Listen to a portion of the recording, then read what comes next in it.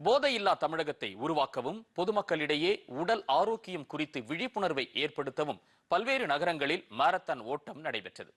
இதில் ஏராளமானோர் கலந்து கொண்டனர். இது பற்றிய ஒரு செய்தி தொகுப்பை தற்போது பார்க்கலாம்.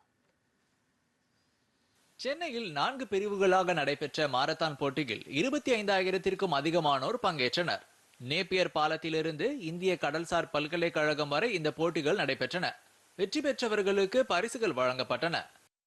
தமிழ்நாடு விளையாட்டு மேம்பாட்டு ஆணையம் சார்பில் வேலூர் மாவட்டம் காட்பாடியில் நடைபெற்ற பந்தயத்தில் கல்லூரி மாணவ மாணவிகள், பொதுமக்கள், அரசு ஊழியர்கள் உட்பட 300க்கும் மேற்பட்டோர் கலந்து கொண்டனர். 3 பிரிவுகளாக நடைபெற்ற இந்த போட்டிகளில் முதல் 3 இடங்களை பிடித்தவர்களுக்கு பரிசுகள் வழங்கப்பட்டன. அரியலூரில் மாவட்ட விளையாட்டு மைதானத்தில் நடைபெற்ற மாரத்தான் போட்டியில் கலந்து கொண்ட மாணவர்கள் மற்றும் பொதுமக்கள் தங்கள் திறமைகளை வெளிப்படுத்தினர். ஆண்கள், பெண்கள் என இருபாலருக்கும் நடைபெற்ற இந்த போட்டியில் வெற்றி பெற்றவர்களுக்கு ரொக்க பரிசு அவரவர் வங்கி கணக்கில் செலுத்தப்படும் என்று தெரிவிக்கப்பட்டுள்ளது.